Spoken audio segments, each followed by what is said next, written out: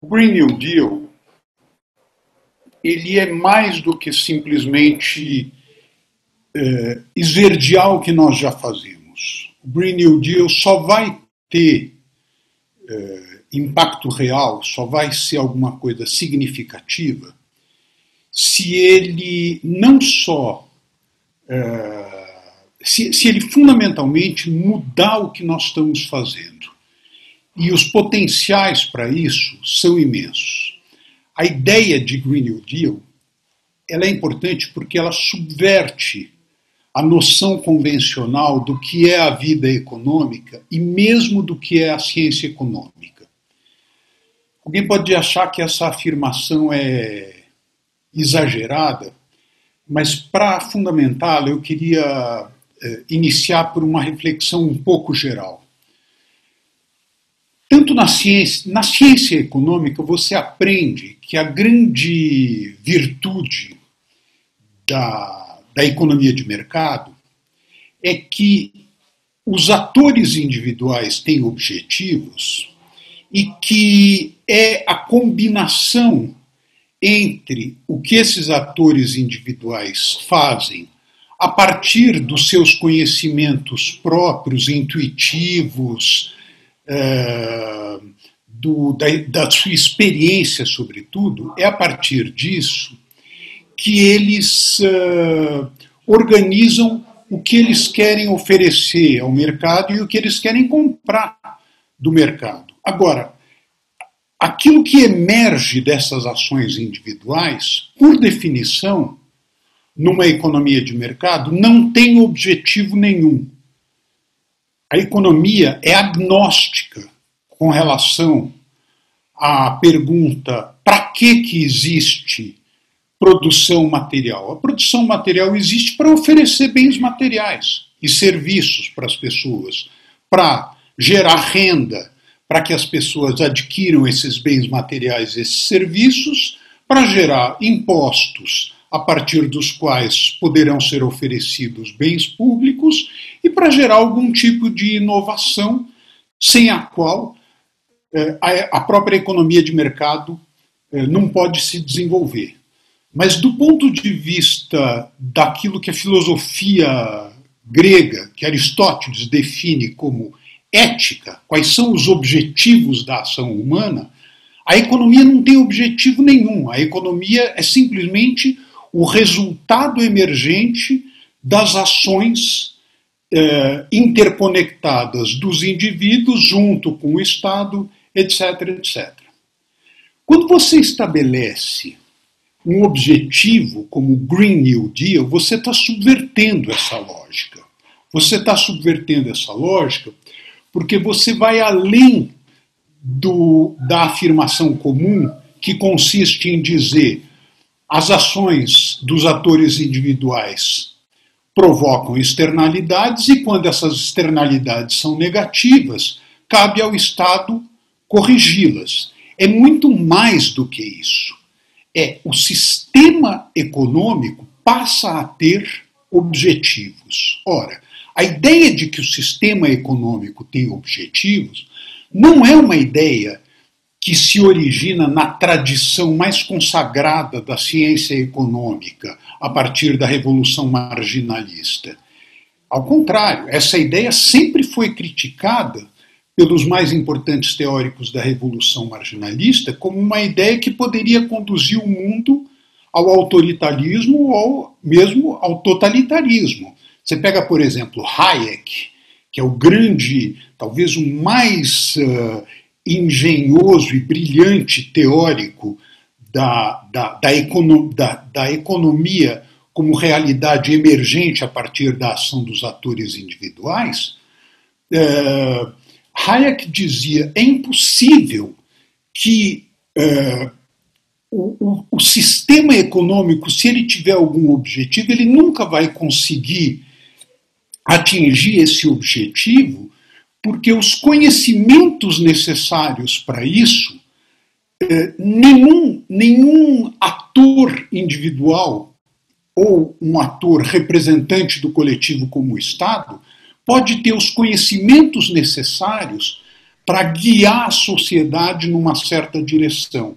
E, de fato, quando você está falando de uma economia do mercado, esse desafio de orientar as ações da sociedade, dos agentes econômicos numa certa direção, esse desafio é extremamente difícil e extremamente arriscado, porque o perigo de imposições autoritárias que sejam incompatíveis com a racionalidade econômica, com as liberdades de empreendimento individuais, esse perigo evidentemente existe. Então, primeira observação que a gente tem que fazer quando fala em Green New Deal, claro, é uma observação genérica, mas ela me parece extremamente importante porque está se consolidando no mundo em função de tudo que nós estamos vivendo, essa ideia de que não dá mais para que o sistema econômico seja simplesmente o resultado das ações individuais regulado pelo Estado. Essa é uma ideia nova? Não exatamente. O Clube de Roma, por exemplo, em 1972, já estabeleceu, tem uma série de trabalhos. Ele é muito caricaturado, o Clube de Roma, ele é muito mais interessante do que simplesmente dizer esses caras queriam simplesmente acabar com o crescimento econômico. Não é isso. O que o Clube de Roma faz é tocar num ponto extremamente sensível das ciências sociais tal como elas se desenvolveram desde o século XVIII. Qual é esse ponto sensível? As ciências sociais, tal como elas se desenvolveram desde Adam Smith, não só na economia, mas na ciência política, na sociologia, elas se desenvolveram à medida que elas deram as costas para a natureza, à medida que elas negaram a natureza. Em economia, por exemplo, nós temos várias pessoas aqui que têm formação econômica muito mais sólida e enraizada do que a minha. Em economia, por exemplo, a ciência econômica começa a partir da ideia de que só a natureza era produtiva, com os fisiocratas. Você põe uma semente de trigo na terra, essa semente de trigo resulta em 10 sementes de trigo. Transformar essa semente de trigo em pão é uma simples transformação e não uma criação de riqueza nova para os fisiocratas. Adam Smith e toda a tradição da economia clássica mostra ainda um elemento referente a algo orgânico, a algo que corresponde à vida na economia, que é o que dá valor aos bens e aos serviços dos quais nós dispomos, é o trabalho humano. Mas quando vem a revolução marginalista, ocorre uma total dissociação entre aquilo de que é feito a economia e a natureza. Os bens econômicos valem pela utilidade que cada um de nós lhes atribui. A dependência entre a produção e a circulação de bens naturais e os ecossistemas e a natureza e a origem desses bens naturais na natureza, ela é completamente, não é mais ou menos, ela é inteira e radicalmente alijada. E a economia se transforma numa ciência que pensa a oferta de bens e serviços a partir da relação existente entre os domicílios das pessoas e as empresas junto com o Estado. Não tem natureza.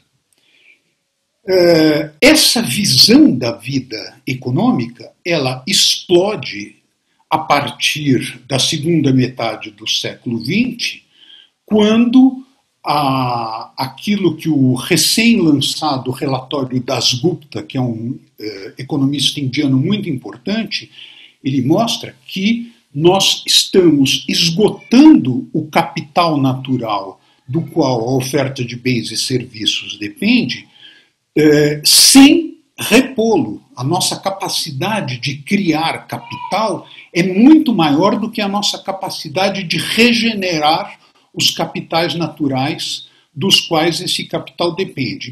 Dasgupta é um forte candidato a prêmio Nobel, muito provavelmente nos próximos 10 anos ele vai acabar ganhando um prêmio Nobel em função do trabalho que ele está fazendo. O que o Clube de Roma mostrou, e é o título do principal livro deles, é que há limites naturais ao crescimento econômico. Essa ideia de limites naturais ao crescimento econômico não faz parte da tradição mais consagrada do pensamento econômico, sequer tampouco da tradição marxista, que não é a tradição consagrada do pensamento econômico. Mas só para completar aquilo que eu estava falando das ciências sociais darem as costas à natureza, essa característica ela não é uma particularidade da economia. Durkheim dizia: o social explica o social. Não tem natureza na explicação do mundo social. Max Weber, a mesma coisa.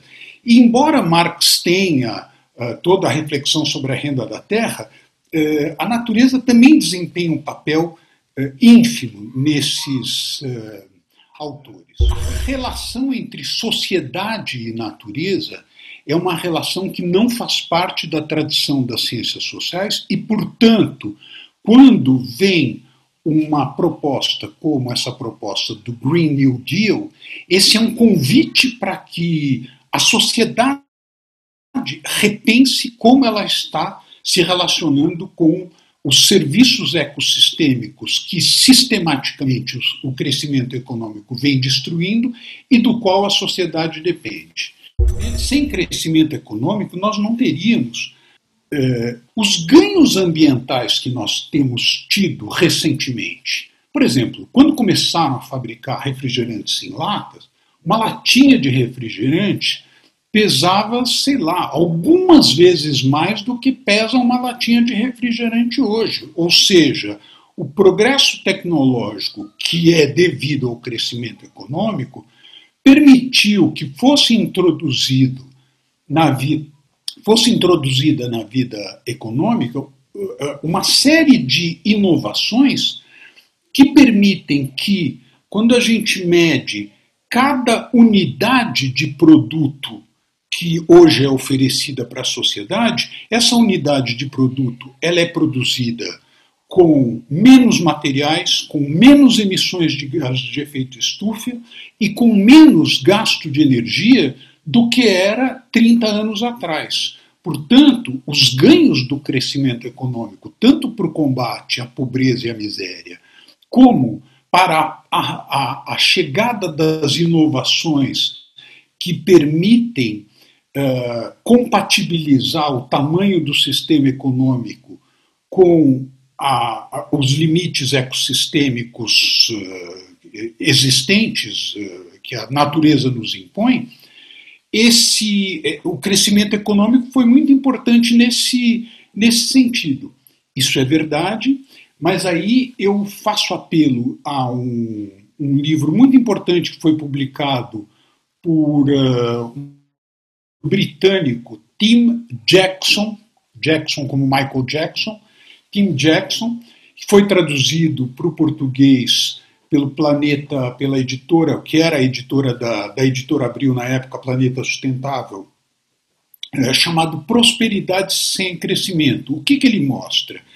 Ele mostra algo que já tinha sido mostrado anteriormente por vários economistas, que é, embora do ponto de vista de cada unidade produzida nós tenhamos menos gasto de energia, menos gasto de materiais e menos emissões de gases de efeito estufa, a quantidade de produção aumentou a tal ponto que este aumento quantitativo mais do que compensa os ganhos qualitativos obtidos pelo progresso tecnológico. O resultado é que hoje nós temos carros que emitem menos gases de efeito estufa do que os carros feitos 20 anos atrás, só que a quantidade de carros aumentou a tal grau que nós continuamos com uma poluição e com emissões impressionantes. Mais importante do que crescer, e eu quero usar meus 3 minutos finais para essa observação, a conclusão de tudo isso que eu estou dizendo é a seguinte, que mais importante do que crescer ou não crescer, e essa ideia de não crescer, hoje é uma ideia muito restrita a pequenos grupos. O que é uma ideia muito importante e que está no Banco Mundial, no FMI, na OCDE, etc., é que o PIB, Produto Interno Bruto, é uma medida completamente inadequada do que é o desempenho da economia, ou seja, do que é aquilo que a economia oferece para a vida social. E essa é a grande questão que nós temos que nos colocar, sobretudo nós brasileiros. Aquilo que a economia, quando nós voltarmos a crescer, aquilo que a economia está oferecendo para a vida social, melhora a vida social?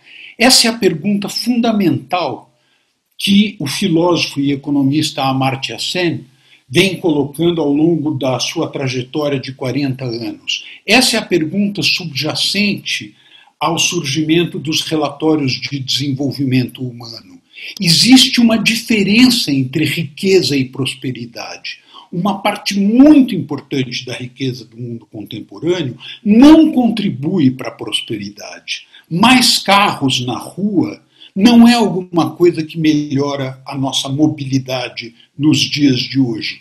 Mais alimentos saindo das fazendas, das propriedades e indo em direção às fábricas que produzem bens ultraprocessados que os especialistas em nutrição dizem que mal podem ser caracterizados como alimentos e que respondem pela epidemia de obesidade que atinge 40% da população norte-americana, mais alimentos nesse sentido corresponde a mais riqueza, mas não a mais prosperidade.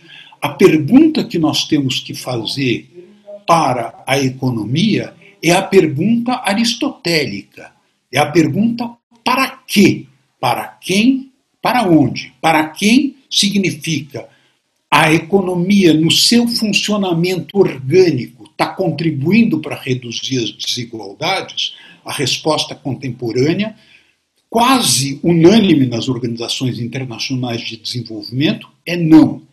A economia está servindo para melhorar a vida social no sentido de oferecer bens que aumentem a nossa prosperidade?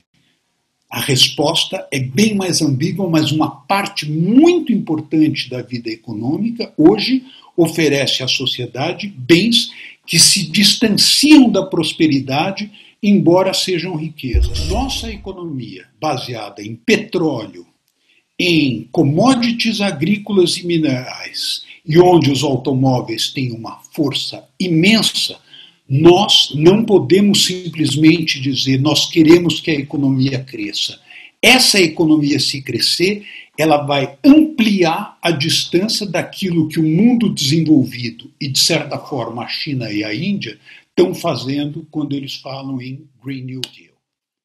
Eu queria, na minha fala, tentar desconstruir alguns tabus que a gente sempre tem. O primeiro tabu é que falar de meio ambiente você precisa ter se desenvolvido antes. Então, é um luxo. Então, falar de meio ambiente não é luxo. É o primeiro tabu que eu espero que a gente possa lidar. O segundo é falar de meio ambiente. A gente não fala de meio ambiente porque o planeta não está em perigo. Quem está em perigo é a humanidade. Não é o planeta vai muito bem, obrigado, e ficaria até melhor sem nós humanos. Então, quem está em perigo é a humanidade e não o planeta. O terceiro tabu é que falar do New Green Deal começou certamente nos países desenvolvidos, mas há um debate muito rico já no Brasil, inclusive com o setor privado brasileiro e com muitos economistas. Então, isso não é uma ideia de fora, é também muito importante aqui no Brasil. E o quarto e último, assim, as pessoas sempre colocam os ambientalistas, ainda bem que isso está mudando, como radicais, punitivos, e nós, ambientalistas, tenho muito orgulho de falar que eu sou uma ambientalista há mais de 30 anos, não somos nem radicais, nem punitivos. Somos radicais e punitivos quando precisa ser, e eu imagino que em qualquer uma das outras áreas é a mesma coisa. Mas o tema de meio ambiente e esse casamento de meio ambiente e economia está ficando muito forte no mundo, e engraçado que é neste momento onde a gente está vivendo a maior pandemia, provavelmente, que todos nós já vivemos. Então, por que esse tema meio ambiente e desenvolvimento, e meio ambiente e economia, New Green Deal, está tão em voga nesse exato momento? Eu acho que a Covid traz algumas das bases do debate de desenvolvimento que a Covid nos faz refletir. Ela também, são os mesmos parâmetros e os mesmos alicerces do debate ambiental. Ela é baseada em ciência, temos que voltar para a ciência. Segundo, temos uma interdependência, ficou muito claro a interdependência que nós temos com a natureza e uns com os outros. Terceiro, traz os estados, a importância da relação e o papel do Estado como muito importante nesse debate. Planejamento, longo prazo. Então, muitos dos elementos da Covid fazem com que a gente, nesse momento, não é falar, vamos só falar de Covid, vamos só falar de meio ambiente, esses debates estão juntos. E como o Ricardo falou, esse debate não é novo, é muito antigo, e ele vem se fortalecendo, eu acho que faz parte de uma história. Então, um pouco como o Ricardo, vou voltar aqui um pouco para a história. Ele já falou bastante do Clube de Roma, que tem essa coisa muito importante, que é colocar limites. Sim, vivemos num planeta que tem limites. E isso foi colocado em 1972. Então, não é de hoje, não é de ontem, e não eram radicais ambientalistas, eram economistas e eram cientistas que ali falavam. E desde então, isso foi trazendo mais caldo. Em 1987, teve o relatório de Brundtland, que já falava em desenvolvimento sustentável. Já tinha ali o princípio da responsabilidade nossa com a natureza, e não por altruísmo, mas pela necessidade dos limites impostos e realizados pela ciência. Em 92, todo mundo lembra, principalmente quem estava aqui no Rio de Janeiro, a chamada Eco 92, que foi um momento histórico para o mundo e principalmente para o Brasil. Eu tive a honra de participar de todas as PrepCons da Eco 92. Em 1990, eu vinha participando das PrepCons, e logicamente aqui no Rio em 92, e foi um momento muito especial. Imagino que Sérgio, Ricardo e outros estavam lá naquele momento. A sensação era de mudança, não, de paradigma total, mas o nome da convenção já era Meio Ambiente e Desenvolvimento. Já era este nome. Tiveram diversas convenções, a Convenção de Clima nasceu no Rio de Janeiro, de biodiversidade, depois de desertificação, mas havia também a Agenda 21, não sei quantos de vocês se lembram. Na Agenda 21, havia os capítulos de pobreza, de desenvolvimento industrial, haviam diversos outros capítulos, eram 21 capítulos. Naquele começo, eu era responsável na área internacional pelo capítulo de pobreza. Então, o tema meio ambiente, ele veio surgindo no bojo de um debate muito mais amplo sobre pobreza e desenvolvimento. Em 2000, tem a Declaração do Milênio, que também foi muito importante para esse caldo de que tipo de desenvolvimento queremos.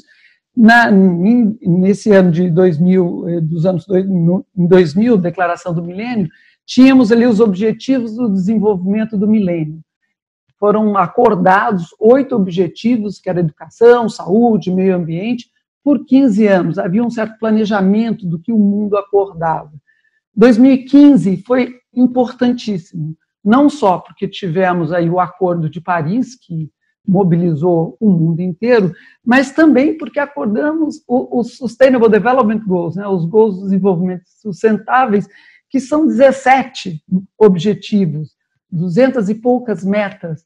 E, de novo, nunca houve essa separação entre meio ambiente e desenvolvimento. Nunca na ONU, nunca para quem realmente vem trabalhando meio ambiente, essa ligação entre desenvolvimento, economia, sociedade, ela sempre teve muito junta.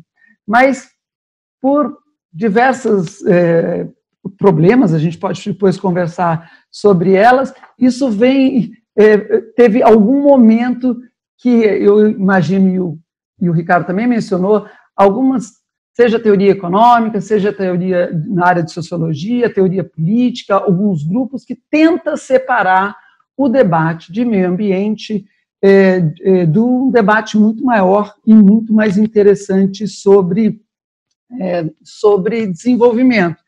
E concordando assim, 100% com o que o Ricardo falava, o debate econômico, ele está no centro disso. E qual é a relação que nós temos entre o debate econômico? É que, assim, o PIB, maravilhoso, 1944, né, quando começou o PIB, mas ele mede produção e ele mede demanda. Ele não mede as externalidades. Ele não foi criado para medir as externalidades, ele não foi criado para medir bem-estar. Então, há aí um tema que ainda está em demanda, a necessidade de termos uma medida que não só pense também e consiga calcular, que não é fácil, bem-estar e as externalidades ambientais, que hoje nós não temos. Então, quando a gente tem, por exemplo, desmatamento na Amazônia, o nosso PIB fala nada sobre isso, absolutamente zero sobre isso. Todas as perdas ativas dos nossos ativos naturais não são consideradas no PIB. Poluição não são consideradas no PIB. Como o Ricardo falou, obesidade não são consideradas no PIB. Então, obviamente que há um desejo de longa data, e eu acho que todas essas convenções que eu mencionei anteriormente começam a introjetar a relação de meio ambiente com a economia, vem tentando se colocar muito mais. E nesse sentido, assim, se nós todos somos, imagino que todos aqui somos, contra a ideia de que a gente precisa primeiro crescer o bolo para depois dividi-los, né, que muito se fala na desigualdade, a mesma coisa vale para a área de meio ambiente. Não é sujar o bolo para depois limpá-lo. Não existe isso, não existe. Então, a gente sempre vai ter que pensar num crescimento que seja limpo. Obviamente que em países desenvolvidos, o grande desafio, e eu diria no Sudeste brasileiro, né? Assim, mas pensando nos países desenvolvidos, o grande desafio deles não é só crescimento, eles já têm uma renda, já entendem, já conseguiram uma média de renda, e o grande problema deles é a alocação da renda. E aí, lógico, que tipo de consumo, que tipo de energia, há escolha. Nosso desafio como país em desenvolvimento, a gente tem que ir muito além de simples uma nova alocação da renda. A gente tem que, sim, aumentar a renda. É absolutamente fundamental. A gente, sim, tem que aumentar o emprego. É absolutamente fundamental. E a gente, sim, tem que conservar, o que quer dizer fazer as realocações certas. E não há uma escolha, não é um primeiro e depois o outro. Temos que fazer tudo ao mesmo tempo e temos como fazê-lo. Hoje em dia, no Brasil, quanto se gasta com o meio ambiente? De onde vem esse dinheiro? A maioria dos recursos alocados para meio ambiente ou para preservação ambiental vem do Estado brasileiro, ou vinha do Estado brasileiro, porque agora nem desde o Estado brasileiro vem mais, né? Do Estado brasileiro, quer dizer, de todos nós, é onde tinha orçamento para o IBAMA, do ICMBio, então sempre se terceirizou e era um orçamento sempre muito limitado à preservação da natureza. O setor privado nunca entrou como um agente ativo na conservação da natureza. Isso nunca aconteceu.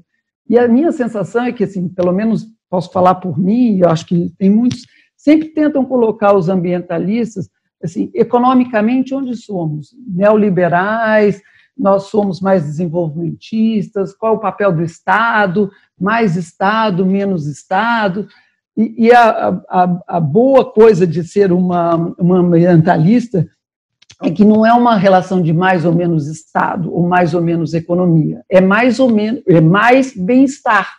É isso que a gente quer, é mais bem-estar. E, para isso, a gente precisa da preservação da natureza. Quero, assim, terminar falando um pouquinho sobre o que foi pedido, que é o New Green Deal, né? Eu vim acompanhando de muito perto os debates. Lembrar que essa frase, New Green Deal, o Green Deal que todo mundo fala, ela vem de já também algum tempo. Eu acho que na Europa, desde as eleições lá atrás, já se falava, desde, tentando encontrar aqui a data, já havia assim, todo um debate sobre vamos levantar, vamos fazer um Green Deal ou não, e a necessidade de pensar isso, não agora, mas lá atrás, veio muito de uma necessidade de ter um novo plano para a Europa. Era simplesmente, eu acho que agora culminou no momento certo, principalmente para os europeus. Por quê? Saiu o Brexit, né? Assim, a Europa está se repensando. Teve a Covid, que balançou absolutamente todos os alicerces ali europeu. Então, o New Green Deal, ele vem não só como um novo plano de desenvolvimento da Europa, onde o novo crescimento da Europa é visto como um crescimento verde.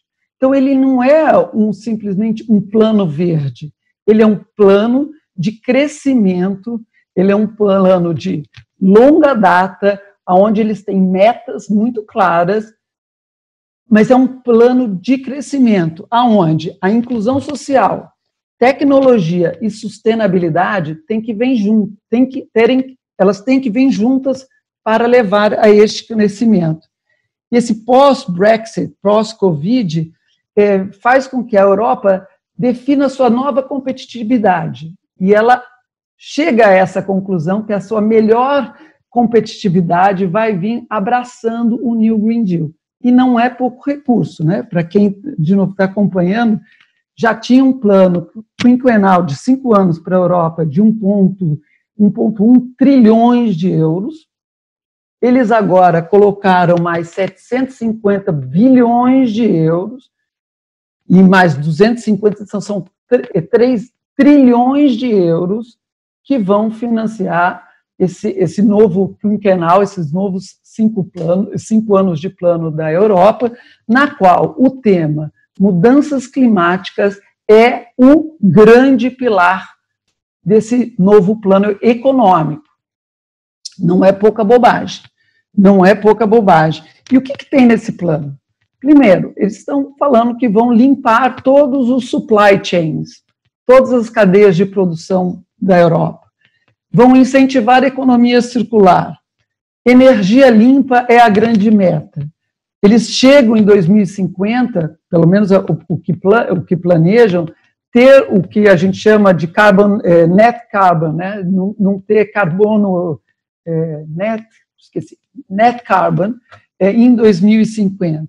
Eles estão criando uma nova taxonomia para os investimentos. Então, os investimentos nos bancos terão que passar por um disclosure de risco climático, todos os investimentos que eles darão. Eles estão pensando, em 2021, colocar a taxa de carbono nas suas fronteiras. O mercado de carbono, como vocês sabem, já tem.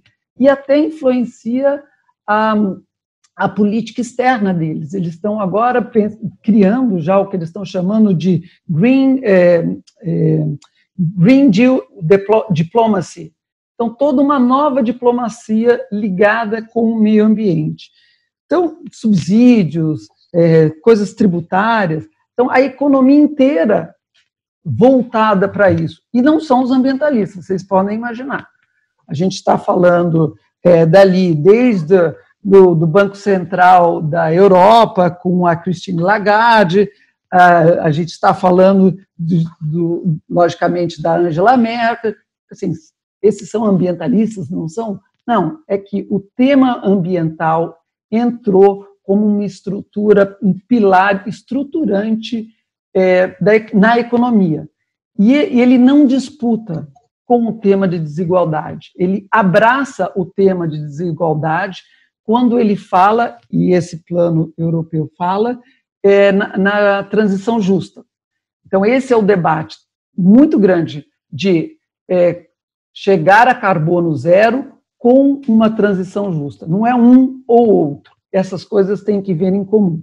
Mas, como eu disse, o debate não está só na Europa. Nos Estados Unidos, a gente viu ali o Partido Democrático e o John Biden, e antes Alessandra Cosei, tem todo um plano se ganharem a eleição. CEPAL produziu recentemente um paper maravilhoso, está falando com todos os países da América Latina, que chama Big Push for Sustainability, sugerindo novos investimentos. A China, um pacote de estímulos de mais de 250 bilhões de dólares para a área de estímulo verde. Nações Unidas, o nosso querido secretário-geral faz uns 6 meses, falando do Build Back Better, falando como a gente tem que estruturar a coisa econômica. A Georgina, do FMI, também trazendo o tema climático e ambiental para o cerne da economia. E aqui no Brasil, o debate também é muito rico. A gente viu a semana passada a carta de diversos CEOs do setor privado falando sobre desmatamento, falando sobre a necessidade da gente trazer o tema ambiental e a preservação da floresta para dentro do cerne econômico e da política econômica brasileira. Vocês saberão, já dou um spoiler aqui, na semana que vem vai ser muito interessante, a gente está cozinhando uma iniciativa, a gente vai ver ex-ministros de economia e ex-presidentes de Banco Central brasileiros, serão 13, fazendo uma carta falando da necessidade de qualquer pacote de recuperação econômica brasileira considerar também o tema de mudanças climáticas. Será a primeira vez que ex-ministros de tantos ex-governos juntos dão uma mensagem tão forte. E por que estão dando essa mensagem? Porque percebe que há um problema real. A Covid foi só um apetite concentrado do tipo de problemas que a gente pode ter e as consequências das mudanças climáticas que acontecerão. Esse trem já saiu da plataforma, infelizmente. A gente tem como ajudar a que as consequências sejam menores se a gente realmente começar a pensar numa economia e num modelo de desenvolvimento que traga resiliência. Senão, as consequências para a economia e para a humanidade serão muito, muito, muito maiores. Então, eu acho que essa conversa sobre New Green Deal não é uma conversa dos ambientalistas. Ela virou uma conversa dos economistas, porque percebem que há um problema real. O capitalismo digital, ele traz subjacente uma mudança brutal em todos os modelos de negócio privados e públicos. Ele coloca de pernas para o ar o mundo do trabalho. Ele agrava a desigualdade que já estava agravada pelo processo que a gente sabe de desenvolvimento da globalização nos últimos 30 anos. A globalização teve méritos para reduzir a pobreza, mas aumentou a desigualdade dentro dos países. Não há, na teoria econômica, nada que sugira que o crescimento econômico deve ser estimulado pela degradação ambiental. Isso não existe na teoria econômica, não existe. Então, Com relação à questão do capricho de países ricos, não há dúvida que, por exemplo, o debate sobre desglobalização é um debate, é um capricho de países maduros, desenvolvidos, maduros, né? Países emergentes, esse processo de desglobalização teria um impacto seríssimo do ponto de vista de desenvolvimento econômico, de crescimento, de tecnologia. Os países ficariam ainda mais atrasados, né? Então, quando eu falo da discussão sobre decrescimento hoje, que é muito forte na França e em vários outros países, é uma coisa de uma sociedade que já atingiu um patamar de desenvolvimento e de riqueza que abre um pouco mais de espaço para esse tipo de reflexão. Falar em decrescimento em economias emergentes, que no Brasil, onde a penúria tem 60%, o Marcelo Medeiros está aqui com a gente assistindo, 60% ou 65% da população são os vulneráveis. Falar em decrescimento é um negócio até perigoso, né? E aí, para concluir esse pontapé inicial, dizer que não há dúvida alguma que não há possibilidade de redução da desigualdade sem crescimento econômico. Claro que a palavra crescimento econômico às vezes incomoda algumas pessoas por conta da métrica do PIB. É óbvio que outras métricas são relevantes, podem e devem ganhar importância, né? Mas aqui eu me refiro ao dinamismo da atividade econômica, né? Que gera oportunidades, emprego e gera produtividade, que sem produtividade não tem redução de pobreza, não tem distribuição de renda.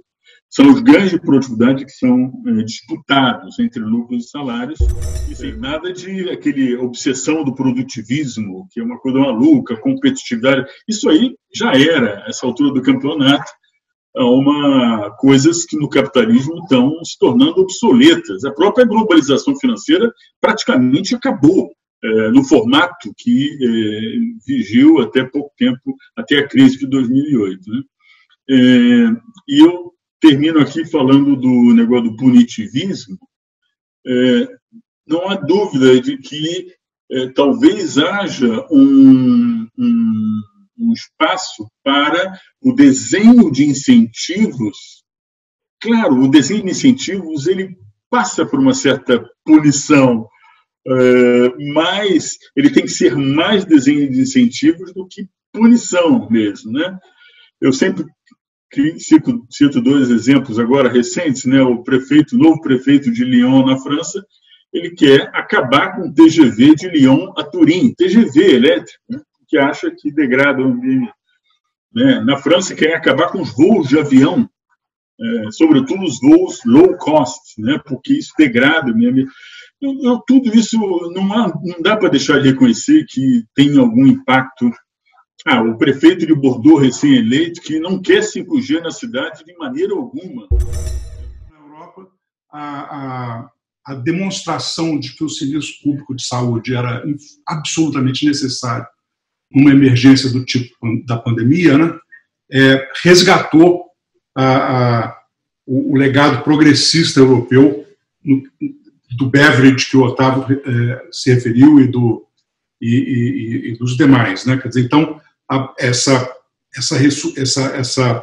centralidade da questão climática e ambiental coincide também com uma nova visão a respeito do papel do setor público na área social, que é muito importante. Agora, eu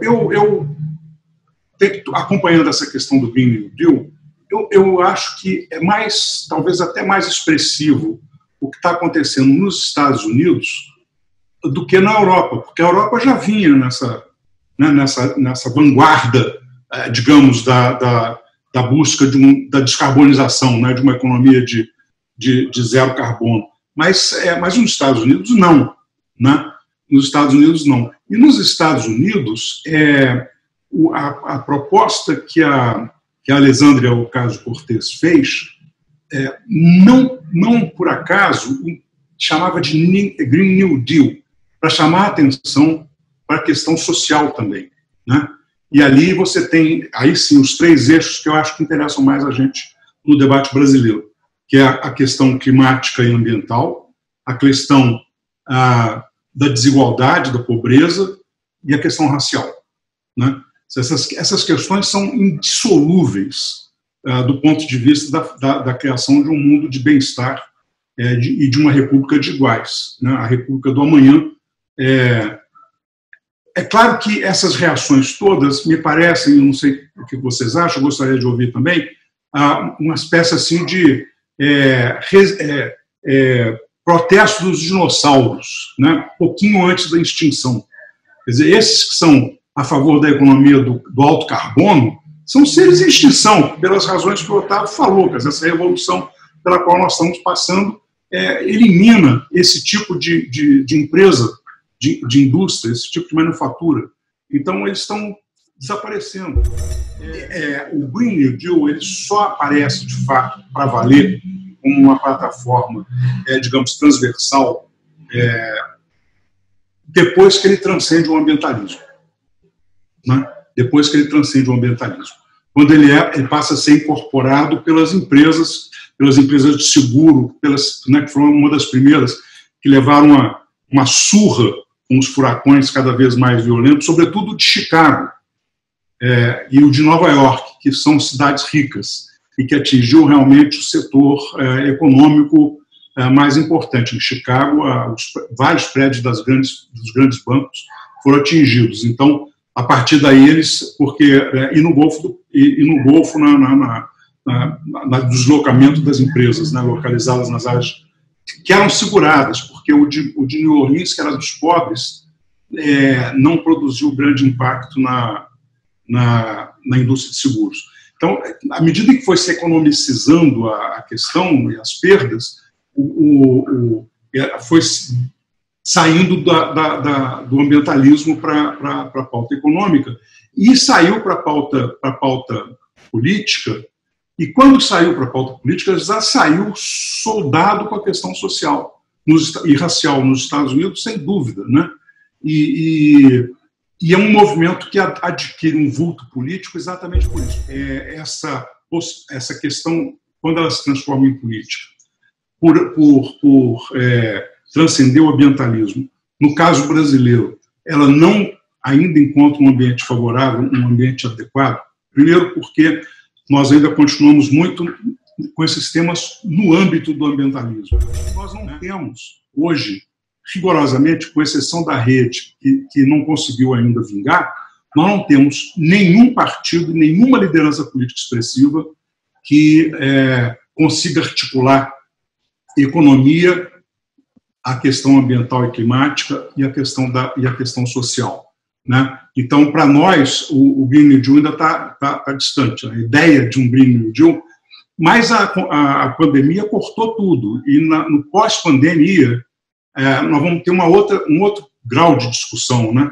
E vocês não acham que talvez nesse momento seria a hora dos ambientalistas saírem da casca, saírem do nicho e realmente começarem a trazer as outras questões, se reunir com o movimento negro? Como é que a gente resolve o problema ambiental na favela? Eu sei que tem muita gente fazendo isso, mas não transparentemente, não como uma forma principal do movimento, né? E eu tenho discutido isso muito com meus amigos que são do movimento e que cuidam de Amazônia e tal. Eu digo, olha, se não conquistar os outros, né? E se não somar as forças e continuar dividido, a direita sempre ganha. Sérgio, logicamente concordo em gênero, número e grau. Talvez eu estou muito desse tema, né? Eu acho que aqui no Brasil essas paredes já caíram. Eu vejo muitos, não muitos, mas eu vejo sim, como eu falei, a semana que vem veremos ex-ministros de Economia e de Banco Central falando sobre mudanças climáticas e desmatamento. Não são ministros de meio ambiente. Então, eu acho que essas barreiras, e a gente está tentando aproveitar o momento oportuno, essas barreiras já caíram realmente, talvez ainda não explicitamente, como, logicamente, na Europa, um pouco também por onde estamos na política, né? Eu acho que até por ter o governo que nós temos, deu oportunidade de criar novas alianças com o movimento social, com, logicamente, o movimento de mulheres, o movimento negro, os economistas, ex-presidentes de bancos. Por quê? Porque tem um inimigo maior na nossa frente que nos une. E aí, muitas dessas barreiras, eu acho que no último ano e meio, essas barreiras, muitas delas caíram. E lembrar que, mesmo na Europa, se vocês lembram, o New Green Deal, ou nos Estados Unidos, ele surge também como uma resposta contra a ultra-right. É uma união entre multipartidária. Lógico, nos Estados Unidos são mais 2 países, mas mesmo na Europa não é só o Partido Verde. É o Partido Socialista, é a Angela Merkel do Partido Conservador, que abraça a causa ambiental. A causa ambiental e de desigualdade, ela tem esse poder de trazer uma matiz muito maior de partidos. Acho que aqui no Brasil a gente está muito próximo de ter isso mais explícito, mas eu acho que já está acontecendo, já é um movimento mais forte. O movimento negro, a gente tem conversado demais com o movimento negro, tem uma interlocução muito grande com os movimentos sociais. Eu acho que tem que fazer mais esforço. Eu acho que o movimento ambientalista, mais assim, grassroots, nosso, demorou muito tempo, a gente queria colocar o tema na agenda política. E havia uma negação desse tema na agenda política. Então, criou-se ali um nichozinho para ficar lá batendo muito ativismo para colocar na agenda política. Ela está na agenda política. Todo mundo está falando sobre o tema. Então, agora a gente, como você falou, tem que se unir e fazer propostas muito mais concretas. O Green New Deal era uma coisa da esquerda democrata. Até 3 meses atrás. Era minoria. Era um negócio assim. Quando a Ocasio-Cortez lançou o Green New Deal, ela fez uma emissão de televisão em que ela disse o seguinte: talvez não seja bom que os americanos comam hambúrguer de manhã, de tarde e de noite. Se referindo a um tema que não está no Green New Deal, que deveria estar, que não está, que é a questão da alimentação. Foi o suficiente para que um senador republicano fizesse uma coletiva de imprensa mastigando um hambúrguer e dizendo: vão nos proibir comer hambúrguer. Trump foi para a televisão dizer a mesma coisa. Por que eu estou dizendo isso? Porque os Estados Unidos são o epicentro do que há de mais conservador contra o que o Green New Deal representa. Eu acho que tem empresas, sim, que precisam ser punidas. Quer dizer, os planos das petroleiras hoje no mundo é um crime inconcebível. As petroleiras no mundo hoje não investem 1% do que investem em energias, de tudo que elas investem, menos de 1% em energias renováveis. Se as energias renováveis avançam, não é por causa das petroleiras, mesmo que a Total diga que em 2050 ela vai estar totalmente descarbonizada. Tá certo? Aliás, as grandes responsáveis pelo baixo investimento em renováveis são as petroleiras estatais, muito mais do que as privadas, que investem um pouco mais que as estatais.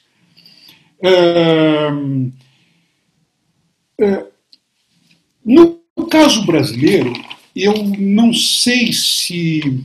Eu concordo totalmente que isso que a gente tem que transcender o ambientalismo, eu concordo totalmente, e acho importantíssima essa iniciativa da qual a Ana está falando, que vai acontecer terça-feira dos ministros, mas nós brasileiros temos um problema estrutural muito sério.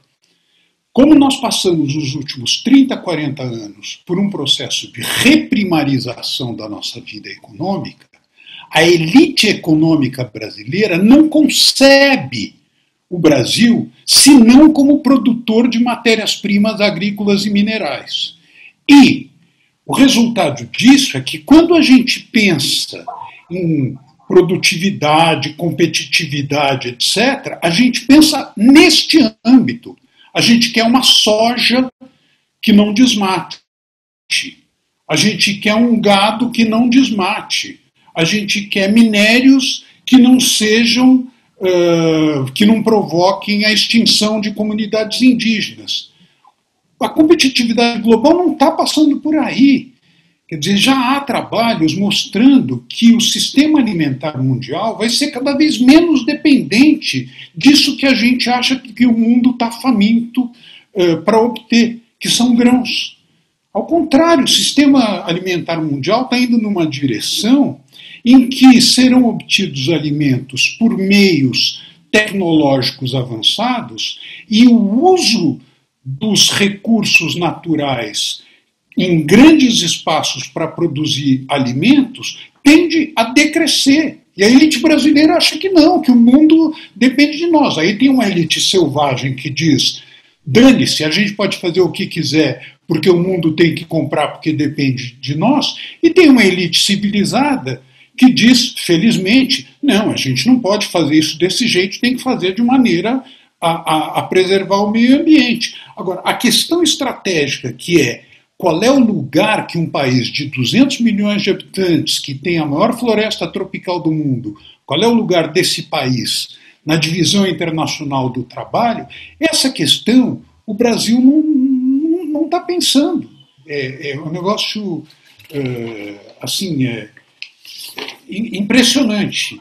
E Otávio, eu acho que você vai concordar com isso, o capitalismo digital, na verdade, até aqui, por mais que ele tenha contribuído para as condições tecnológicas da revolução energética que o mundo está vivendo e que está permitindo que China e Índia estejam caminhando em direção à descarbonização da economia, por outro lado, as tecnologias digitais estimulam o consumo das pessoas num grau e numa velocidade, numa compulsividade que são totalmente avessos à ideia de desenvolvimento sustentável. Eu acho que isso está incorporado ao raciocínio que a Ana e eu fizemos aqui. E eu vou voltar um pouco nos fundamentos econômicos, que foi a fala inicial do Ricardo, falando da tradição clássica, né, da mão que move a economia, aí do Smith, versus o utilitarismo, né, a revolução marginalista. E a minha pergunta vai muito nesse sentido, né, que quando eu penso em New Deal, eu penso imediatamente em Keynes, né, não sei se tem a ver, mas assim, é esse papel do Estado interferindo e dando as regras para a economia, e o Ricardo chegou até a falar de talvez até um certo totalitarismo, e, enfim, uma regulação muito grande e tudo mais. Então eu queria saber a opinião de vocês, dentro dessa perspectiva, né, desse trade-off aí entre talvez até setor público, Estado, regulação e setor privado, empresariado e tudo mais, até os empresários que estão aí na frente da tecnologia, né, digital, qual que é o papel de cada um desses atores e se a gente não está colocando, se não existe uma esperança muito grande na regulação pelo Estado. E se o setor privado, estou dizendo assim, num sentido mais, eu não queria usar essa palavra, mas mais liberal, né, no sentido econômico, se isso não teria um impacto maior e mais rápido, né, para resolver a questão ambiental. E aí, por um outro lado, falando do consumo, né, eu penso que hoje o consumidor, não sei se ele tem essa força toda, né, mas ele é mais consciente, ele é mais cidadão nas suas escolhas de compra, e acho que, então eu queria entender também o que vocês acham do papel da sociedade civil nessa busca, né, no papel do consumidor, de negar, falar, bom, isso aqui eu não vou comprar. E pensando um pouco nessa linha dos países, e aí como se dá isso dentro de um país emergente, né, de um país como a China, a Índia e especialmente o Brasil. A gente vê agora que as novas políticas de retomada, elas são exatamente as da velha economia, elas não são a política de retomada no setor, estou falando em termos do Estado, né, não só a política de retomada de novas tecnologias, né. Tem uma economista que ela estuda em Oxford, que ela faz uma pesquisa sobre